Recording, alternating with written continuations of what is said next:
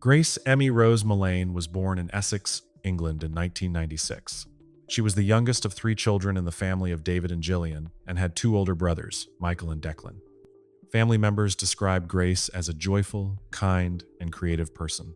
She studied at the University of Lincoln and earned a degree in advertising and marketing. After graduating, Grace decided to pursue her dream to set off on a year-long journey around the world.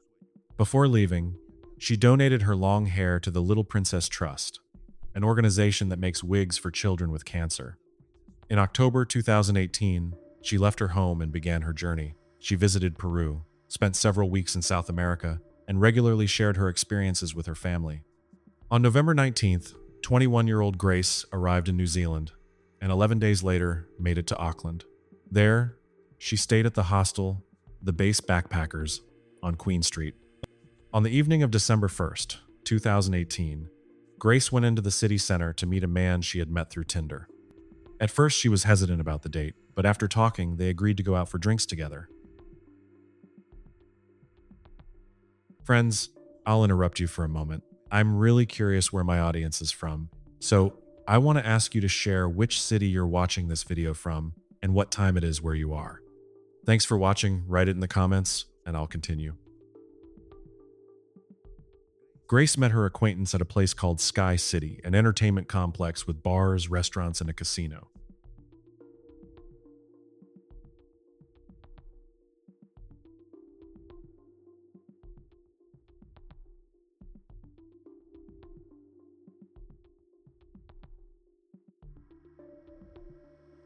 She was messaging her friend. By all indications, the evening was going well. About an hour later, they visited a place called the Blue Stone Room.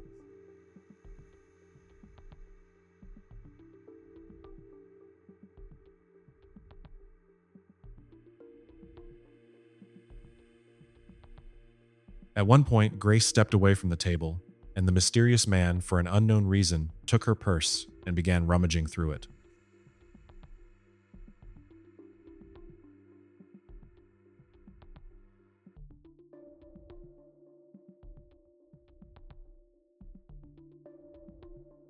Shortly after 9:30 p.m., they left the bar together, arm in arm, and walked down the street. The next day, December 2nd, Grace was supposed to celebrate her 22nd birthday.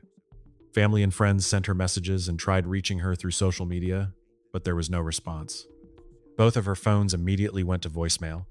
Her brother Declan recalled that during her trip, Grace constantly shared updates and photos, so this sudden silence on her birthday immediately worried the family. On December 5th, her parents reported her missing to the Auckland police. The hostel confirmed that Grace had not returned since the night of December 1st. At first, investigators did not suspect foul play. Most of her belongings were still at the hostel, so it was possible she had simply stayed with new acquaintances. However, thanks to extensive CCTV footage, police quickly reconstructed Grace's route that evening and identified the man she was last seen with. That same evening, Grace changed her Facebook profile picture. Shortly after, a comment appeared under it. The comment was left by the man she had met on Tinder that same evening. His name was Jesse Kempson, and at the time he was living at City Life Hotel in Auckland. Shortly before that, Jesse had posted that he regretted his mistakes, arrogance, and selfishness. But who was he really? 26-year-old Jesse was born in Wellington. After his parents' divorce, he moved frequently, partly lived with his grandparents, and had very little contact with many relatives. People who knew him described Jesse as a pathological liar. He fabricated stories about his life, his work, and even his health. He lied to employers, landlords, friends, and partners, which repeatedly cost him jobs and housing. One former landlord recalled that Jesse insisted he was a professional athlete and had signed a contract with the national New Zealand Black Sox team. When the claim was checked, it turned out to be false. At City Life Hotel, he claimed to be a top manager at Woolworths, while in reality, he was living off government benefits. His most recent job in phone sales also ended in termination due to dishonesty. This was the man who was last seen with Grace. So, when she was reported missing on December 5th, police asked Jesse to come in for an interview. Tell us about Grace. So I was talking to Grace on Tinder. Yeah. We'd matched on Friday. I saw that we'd matched the next day on Saturday. And then we met at Sky City, and then we decided that we were going up to Andy's Burger Bar, which is on the first floor. Whose idea was it to go to that particular burger place? Me, because I didn't initially know that she was real. What do you mean? Well, there's a lot of... So have you heard of catfish? No. So catfishing is where someone uses your profile, or uses your photos and pretends to be you, and then meets, and you're a completely different person. How does meeting in a public place sort of protect you from meeting someone who's not as good looking as... Well, there's security there. So if she wasn't who she said she was, at least in my mind, I'd feel safe. Mm-hmm.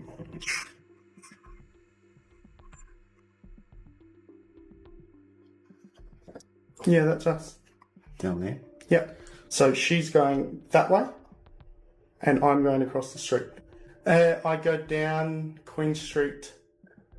No, I go down Victoria Street, straight down to the bottom, and then hang a left, and I head towards the viaduct. You've kind of walked in a bit of a funny direction if you were planning to go to the viaduct. Is there a particular reason you were going to do that? I feel safer down that way. And we're very, very concerned for her safety, obviously. It's entirely possible that she's been the victim of foul play. Okay. You understand what that means? Yeah. What would your feelings be about providing us with a voluntary DNA sample in the event that we can compare that against something? Would you be happy with that? 100%. I mean, I know I haven't done anything wrong, so I'm happy to do it. Okay. At this stage, we don't know what's happened to this girl. It's possible that somebody has killed her. Okay? You understand that? She might, when I say foul play, I mean that someone might have murdered her. Don't know if she's been murdered or not yet. She may be alive and well. Okay. But she might also be dead. Okay. Okay? And it could be that you've done it.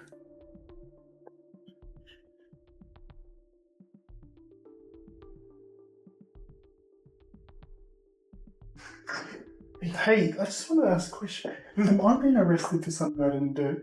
You haven't been arrested, mate. Oh. No. Oh. I was like, holy shit. Jesse insisted that nothing unusual had happened that night.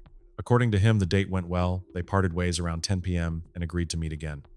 He also claimed that the next day he tried messaging Grace on Tinder but noticed she had unmatched him. However, investigators continued reviewing CCTV footage from City Life Hotel. That footage was expected to provide answers to the remaining questions. During the analysis of nearly 6 terabytes of video footage, a very different picture began to emerge. Despite Jesse's claims that they had separated on the street, cameras showed him and Grace, arm in arm, entering City Life Hotel. They took the elevator up to his floor together, but after that, Grace was never seen again. The next morning, on her birthday, Jesse left the hotel. Soon after, he purchased a new suitcase.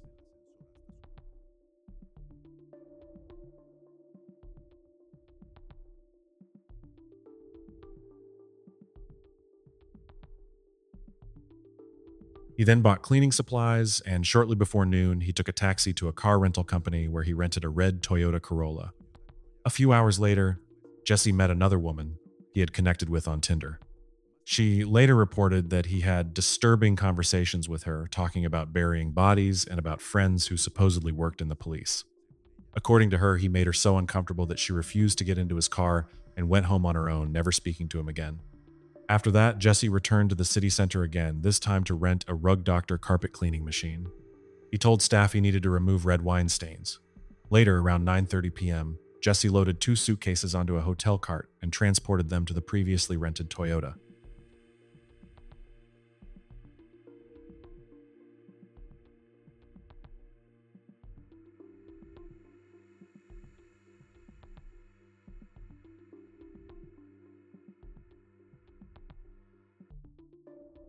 At approximately 7 a.m. the next morning, he was captured on camera again, this time purchasing a shovel.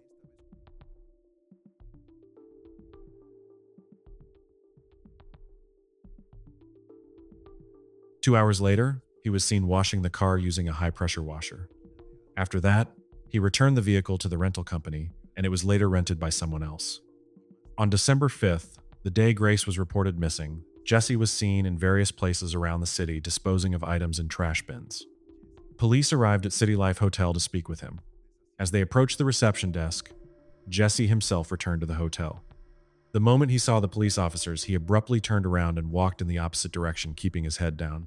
Officers noticed this, chased after him, and took him in for questioning. Despite Jesse denying any involvement, police still conducted a thorough search of his hotel room.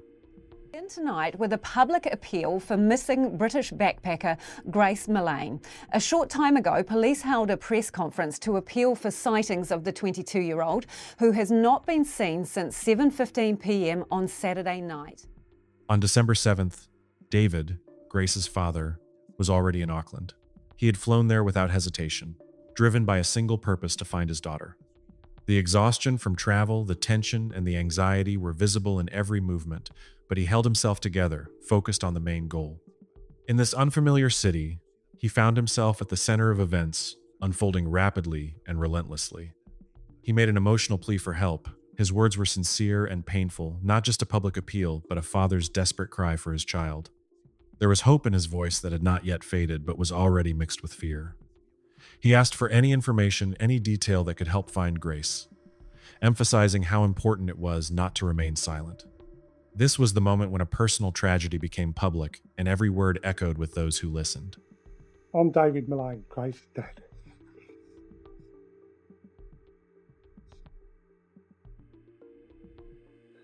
Thank you for coming today. As you know, Grace has been missing for several days. We last had contact with her on Saturday the 1st of December. And as a family, we've been extremely concerned for her welfare. Grace is a lovely, outgoing, fun-loving, family-orientated daughter. Grace has never been out of contact for this amount of time. She's usually in daily contact with either her mother, myself, her two brothers, members of the family on social media. She arrived here on the 20th of November and has been bombarding us with numerous photographs and messages of her adventures. We are all extremely upset, and it is very difficult at this time to fully describe the range of emotions we are going through. The investigation quickly gained momentum, unfolding more intensively with each passing hour. Although police did not officially name him, they confirmed they had spoken with Jesse and that he was a person of interest. The wording was restrained, almost neutral, but the seriousness behind it was clear. Investigators chose their words carefully, maintaining procedural precision, while the overall tone of their statements became increasingly alarming. With each hour, tension grew. People closely followed the news, waiting for any information that could shed light on Grace's disappearance. Anxiety gradually replaced hope. What initially seemed like a search with a chance of rescue was beginning to feel very different. Police openly stated they had serious concerns about Grace's fate. It was a statement that sounded like a warning, restrained, but deeply telling. On December 8th, as more evidence emerged and the picture became clearer, Jesse was finally taken into custody. He was questioned again, this time in a different status, under conditions where every word mattered. The atmosphere of these interrogations was tense, filled with details that gradually formed a single narrative line. It was then that his version of events changed dramatically. What had previously sounded like one story suddenly transformed into another. This shift did not go unnoticed. It became another key moment in the investigation, further strengthening suspicion and intensifying scrutiny of every detail in his statements. That you're willing to speak to us about the events of last Saturday. Is that correct? Yes. Tell me what happened last Saturday. She started talking to me about 50 Shades of Grey. We started having sex. At first it was just normal. And then she asked me if we could get into bondage, having, I guess, more violent sex. We ended up on the floor, and then she told me to hold her throat. So I went into the shower, and then all I remember is falling asleep in the shower. I need to stop. I need to go. Jesse claimed that when he woke up the next morning and realized Grace was dead, he was in shock. According to him, the moment was sudden and overwhelming, as if reality collapsed instantly without warning. He described his state as panic, a loss of control where thoughts became confused and decisions were made impulsively without clear understanding of consequences. He stated that in this state he placed her body into a suitcase. This act, according to his version, was not a planned decision but a chaotic reaction to what had happened. He then drove to bury the body, acting quickly, trying, in his words, to get rid of a situation that had spiraled out of control as fast as possible. In his account, it was a chain of rushed decisions driven by fear. At the same time, he continued to firmly deny responsibility. Even while describing his actions after Grace's death, he did not admit intent or accountability for what had happened. His position remained unchanged. He stood by his version of events despite the growing body of evidence that cast doubt on it. I didn't know what to do. I went downstairs and I was just, I don't know, I was all over the place. You come out of the shower, the light's been on in the shower, you've put a towel around you, you've turned the light off, and then you've returned to your bed and you've gone to sleep in your bed. And at that point, when you exit the shower, you don't look around, but your assumption from the silence. I thought that she had gone. I thought she had left. We're going to head out of here very, very soon, and you're going to take us to where you've buried her. Yeah. She will likely be exhumed tomorrow. Okay. At some point, and after that, a pathologist, a specialist doctor, will perform a post-mortem. They're very skilled at establishing people's causes of death. Do you understand that? Yeah. Did you kill Grace Mullane? Okay. Jesse Kempson, you're under arrest for the murder of Grace Mullane. A forensic search of Jesse's hotel room added even more disturbing details to the case. Despite his attempts to clean and conceal traces, the real picture turned out to be very different. The floor of the hotel room was covered in Grace's blood, not isolated stains, but traces indicating the intensity of what had occurred. Even after cleaning, visible signs remained that could not be fully erased. For investigators, this became further confirmation that what happened in the room was far more serious and violent than had been suggested. Based on Jesse's statements, police did not take long to determine the search area. His words, the details he provided, and those he may have tried to conceal, quickly formed a specific location. Search teams headed to the Scenic Drive area near Whitaker Reservoir, a remote place with fewer witnesses and more opportunity to remain undetected. Shortly after 4 p.m. that day, officers made a discovery. About 10 yards from the road, they found a body. It was a moment that shattered any remaining hope. The silence of the area stood in stark contrast to the scale of the tragedy and to what was now an undeniable fact. The area was identified late last night as a location of interest as a result of our investigative work. I can now advise that a short time ago, we located a body which we believe to be Grace. The formal identification process will now take place. However, based on the evidence we have gathered over the past few days, we expect that this is Grace. The focus now is to piece together exactly what happened to a young girl who came to New Zealand on her OE. Obviously, this brings the search for Grace to an end. It is an unbearable time for the Mullane family, and our hearts go out to them. Any father, any parent in this situation will struggle. Yeah, I feel for my other daughter in her 20s. So, yeah, we're putting a lot of support around him. It's difficult because he's here with a brother from England and the rest of the family are back home. D.I. Scott Beard led the investigation and worked closely with the Mullane family, staying in contact with them throughout the entire process. For him and his team, this was not just another case. It was a race against time, filled with hope that gradually faded. They sincerely hoped to find Grace alive, to return to the family with news that would change everything for the better. But with each passing day, it became clear that hope was slipping away. And when the truth became undeniable, it was a difficult, almost unbearable moment for everyone involved in the search. The air was filled with disappointment, grief, and deep realization that the worst had already happened. Grief was shared across the entire country. The news spread quickly, echoing through thousands of voices, quiet, restrained, but full of compassion. Thousands of people paid tribute to Grace, bringing flowers, lighting candles, and gathering in memorials. These were moments of silence where no words were needed. People came simply to be present, to share in a loss, felt even by those who had never known her personally. Prime Minister Jacinda Ardern publicly apologized to Grace's parents, acknowledging that the country had failed to protect her. It was a rare and powerful statement, informal, human, and full of empathy. She promised full support from herself and the entire country, emphasizing that this tragedy had not only affected one family, but had become a national sorrow.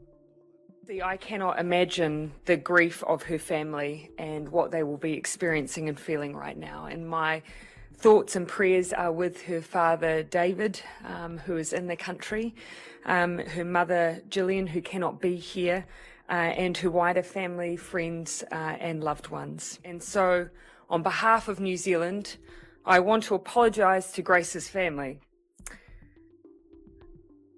Your daughter should have been safe here, and she wasn't, and I'm sorry for that. I've advised the family through the police that if there is anything we can do to assist, we are here to help with that.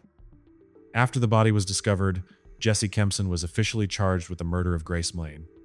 On December 10th, just 5 days after she was reported missing, he appeared in court in Auckland. At the early stage of the case, the court prohibited public disclosure of his name. Because of this, in many released interrogation videos, his face remained blurred.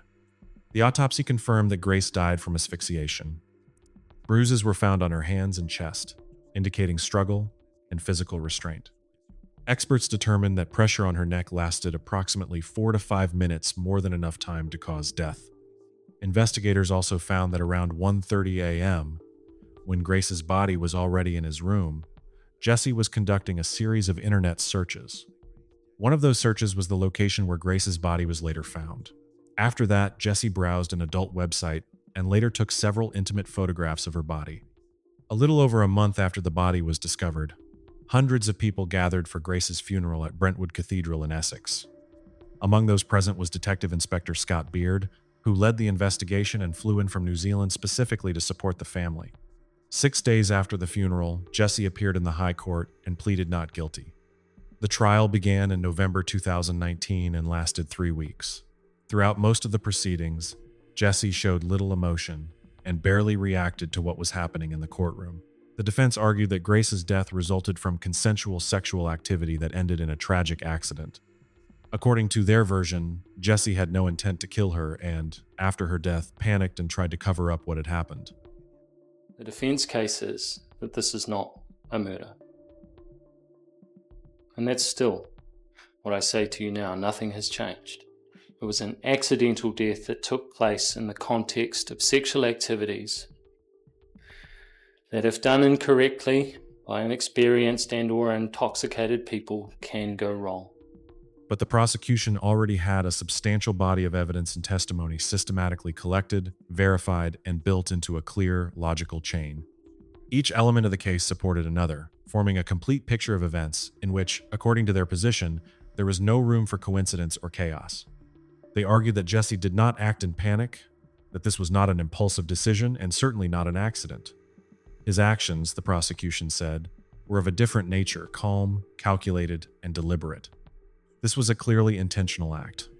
Without rush, without signs of losing control, that is how he was described in court. In this interpretation, there was no room for doubt. Everything pointed to a conscious choice made with full awareness of the consequences. They stated that afterward, he calmly and coldly began covering his tracks. This was not a chaotic attempt to hide something, but a series of deliberate steps that, according to the prosecution, formed a structured system. He created an entire maze of fabricated stories and lies, a tangled network of versions meant to divert suspicion, scatter attention, and obstruct the truth. Each new detail only complicated the picture, but step by step, that construction began to collapse under the weight of the facts. Despite his repeated claims of innocence throughout the trial, on December 22, 2019, the moment arrived that determined the outcome of the case. After just 5 hours of deliberation, the jury reached its verdict. The decision was swift, decisive, and unequivocal. They found Jesse Kempson guilty of the murder of Grace Mlane. The relatively short deliberation time only underscored the strength of the evidence presented and the lack of doubt among the jurors. The courtroom fell into tense silence at that moment. The words of the verdict landed sharply, almost cutting off any possibility of denial. You are a large and powerful man. She was diminutive. In those circumstances, Ms. Mullane was particularly vulnerable. You were in a position of total physical dominance. On a daily basis, I torment myself over what you did to my Grace. The terror and pain she must have experienced at your hands. As a mother, I would have done anything to change places with her. I sit full of guilt, knowing I couldn't help her, that I should have been there. She died terrified and alone in a room with you. The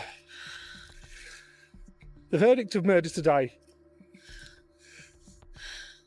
will be welcomed by every member of the Mullane family and friends of Grace.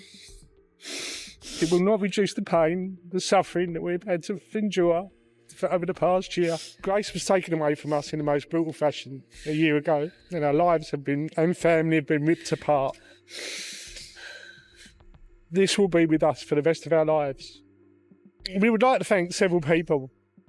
Auckland Police Force, been professional, diligent and thorough all through this investigation. Last but not least, we would love to thank the people of New Zealand. They've opened their hearts to Grace and her family. I cannot express our gratitude enough for all the offers and gifts of kindness that we have received over the last year. I've always thought that if it wasn't Grace, it was going to be someone. Now, I'm not a psychologist, so I can't talk about psychological profile, but what we do know is he's a liar. You know, a number of times we proved he lied to the police, he lied to others. The case sparked widespread public reaction. Many people were outraged that during the trial, attention often shifted from the defendant's actions to Grace's personal life. Critics called it a classic case of victim blaming and emphasized that responsibility should lie solely with the killer. Jesse's relatives also did not defend him.